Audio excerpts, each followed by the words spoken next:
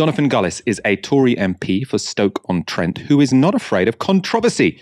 He's also not afraid of lying. Boris has a star quality that no other politician, quite frankly, could even get close to. But I think Rishi, if he shows competency, which he is doing, he did a good deal with Northern Ireland, and the small boats legislation is certainly tough and upset all the right people in all the right places, as far as I'm concerned, Paul. Is that really what you want to do? Upset people, as opposed to just send a positive message let's be out clear. there? When I say upset people, I'm talking about the Twitterati, wokerati of North Islington, those who are the champagne socialists who pontificate all day long, the lefty lawyers, Keir Starmer's best mates, Mr. Flip-Flop, because he can't take a position on anything in this day and age. Those are the people I don't care upsetting about, because those are the people who want to call people up here racist, bigots, Nazis, like Gary Lineker has done, because they want to take back control of their laws and their borders.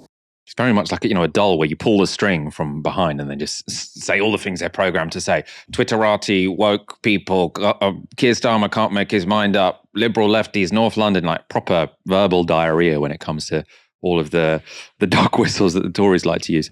In any case, the thing we're focusing on here is what he said about Gary Lineker. He said he's called Northern voters racist, bigots and Nazis. I don't know if you can remember that happening. Gary Lineker has denied that happened. Gary Lineker says, no, he hasn't and never would. He's talking in the third person about himself. This is outrageous and dangerously provocative, which I think is fair enough. It's almost like if you just fed the coverage of the Spectator and Spiked into a bot and then just had it spewing sort of tweets every 3 seconds on the basis of the amalgamation of all of that.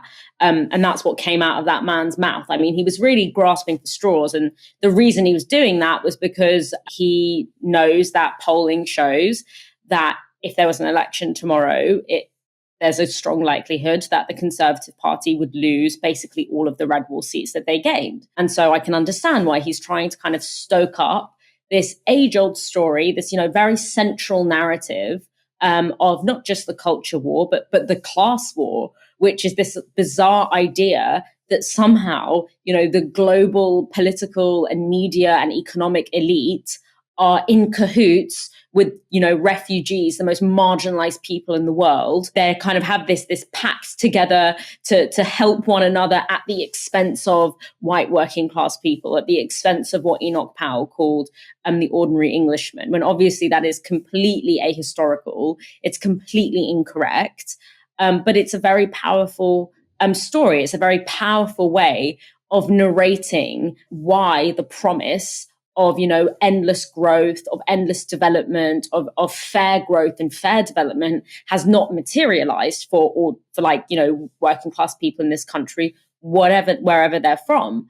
And so that is a way that kind of story of dispossession is narrativized. But ultimately, what I see here with the kind of the Gary Lineker thing, and what I think that this MP is kind of trying to fold into and trying to empower, especially given the fact that Gary Lineker broadly has received a lot of support, is essentially trying to stigmatize the idea that refugees are human beings.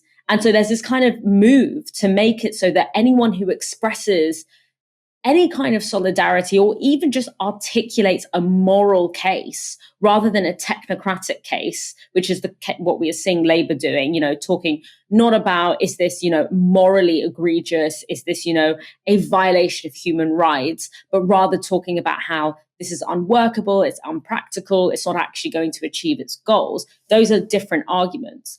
But essentially what we see is this attempt to make the former of those, the moral case for this, a stigmatized position, so that anyone who represents that position publicly, even if they are someone who is as, unthreatening and frankly quite lukewarm as Gary Lineker. Gary Lineker is not John Barnes. He's not someone who, this is a man who doesn't have a history of being politically controversial. He is, a very kind of unthreatening to the establishment.